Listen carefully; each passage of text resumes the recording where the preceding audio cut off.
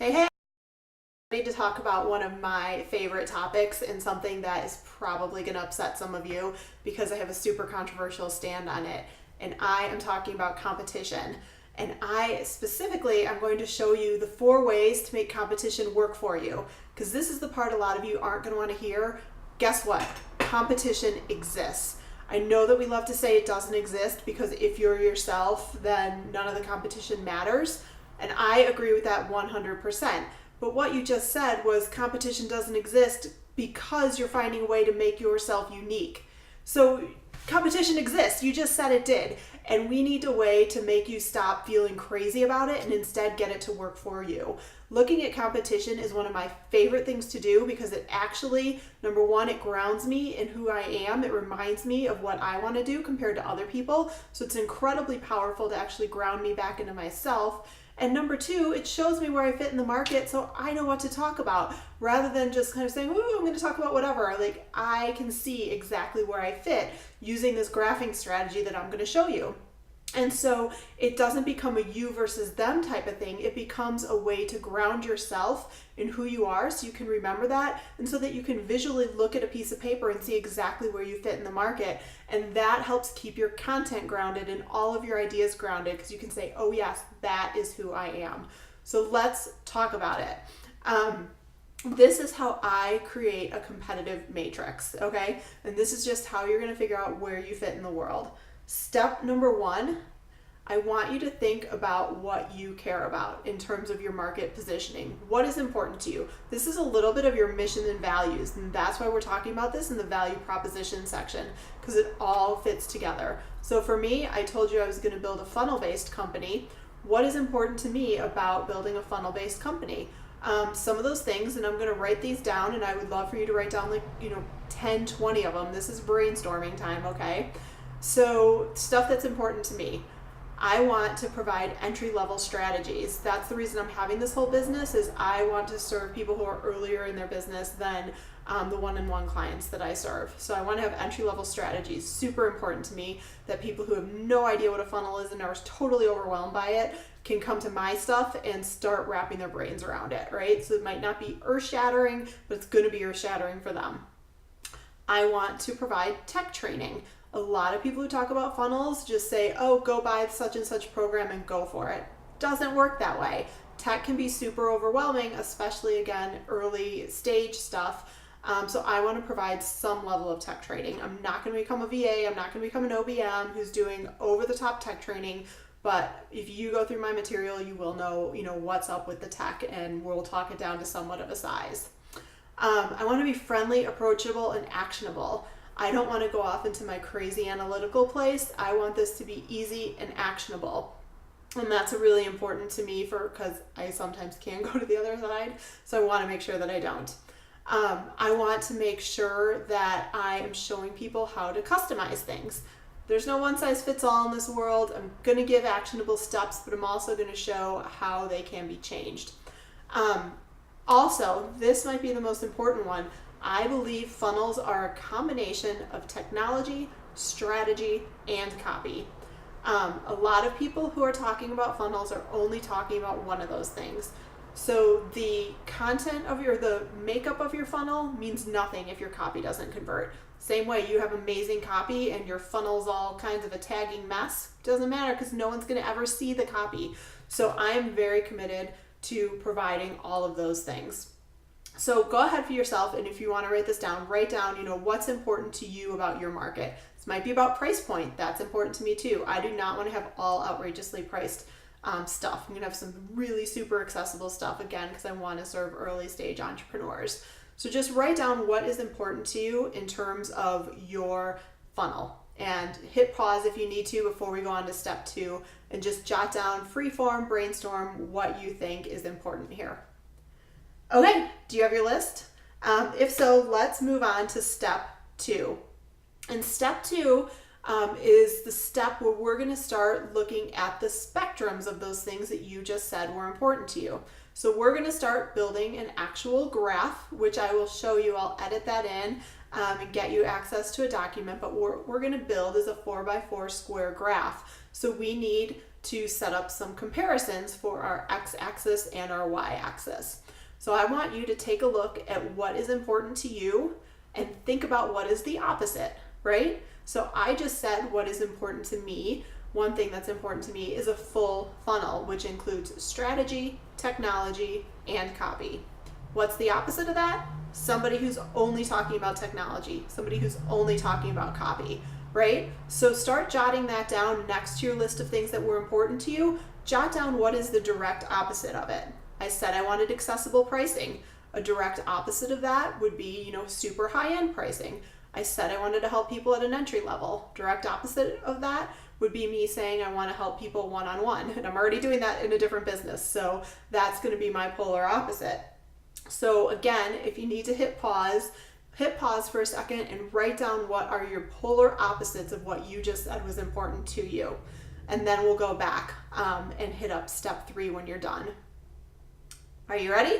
Okay, step 3, and just to quickly recap, step 1 was to write down everything that was important to you about your business and about who you are as a business person. Step 2 is to write down the polar opposite of that so we can create some spectrums and some points of differentiation that we're going to use to find your place in the market, okay? So now step 3 is simply looking at that list and thinking, what are the 2 most important spectrums to me, right? If you brainstorm 20 things that your company is about, what are the 2 most important things that you want people to know about you and that you want to be known for? And put little stars next to those spectrums. You might not be able to get 2 right away, but we're going to get 2 eventually. So for right now, you have 3 or 4, just mark those down, but make sure, that you're kind of discarding the ones that maybe aren't so important to you or that kind of are going to come cooked in with the brand. One thing that's important to me is that I have a very casual approach versus, millionairefunnels.com. And so that was one of the spectrums that I wrote down, but it's not going to be one of the 2 most important because there is no world in which I show up looking like someone who's millionairefunnel.com.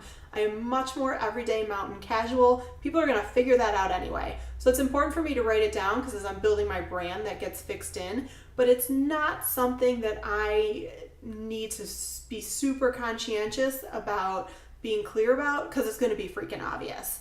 So if they're just things that are built into your personality, don't waste your time on those here. Look for the real differentiators that are going to make or break how you want your business to be known.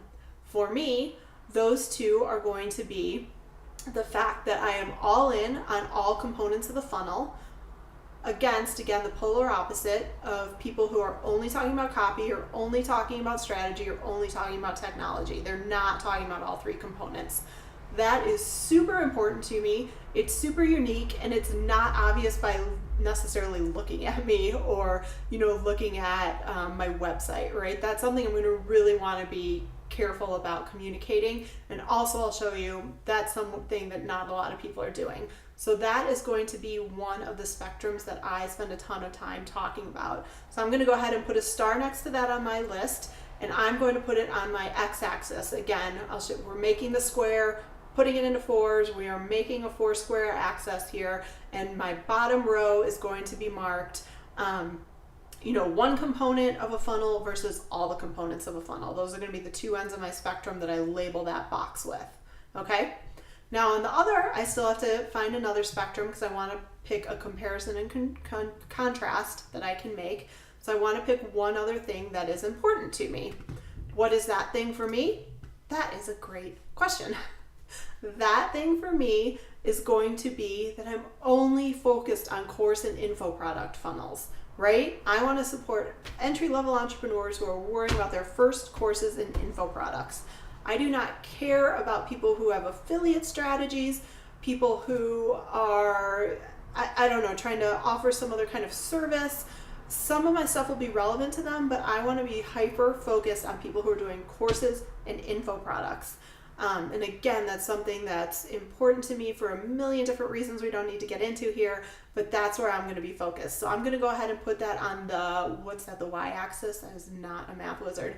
On the y-axis, so in the bottom left, I'm going to write course and info product funnels only. And in the top left, I'll write, all the funnels, just all the things. I don't care what you're selling. You could be selling software, you could be selling your services, you could be selling, affiliates, health supplements. I have no idea.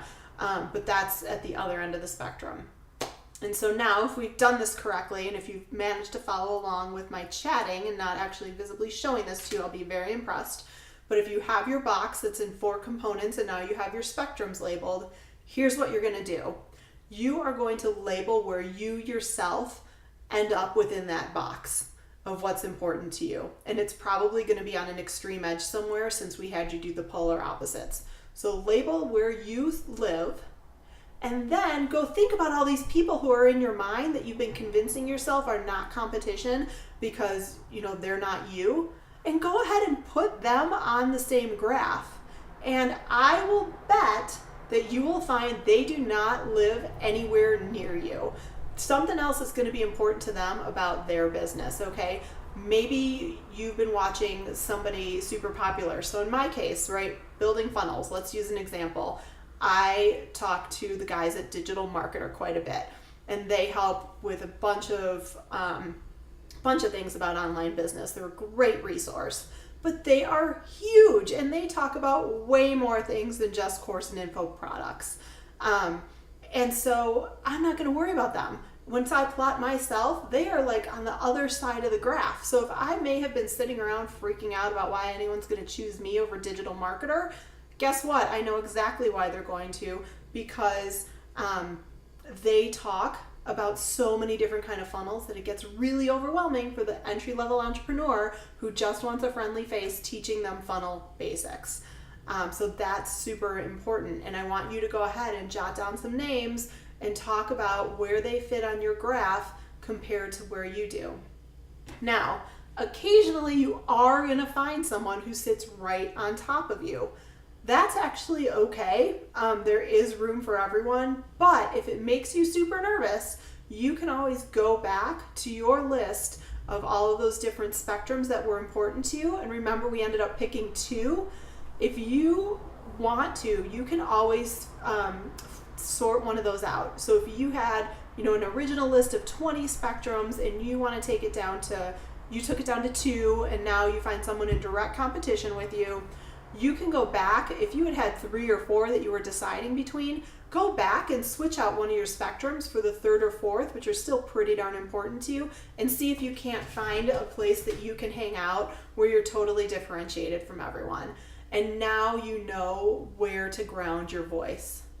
All right, here's what I'm going to do to make this a little more obvious and a little easier for you to follow.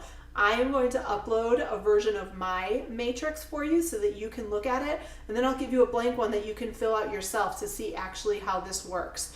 But you guys, this is super important, and just take my word for it. Competition and using that information is so insanely valuable to you.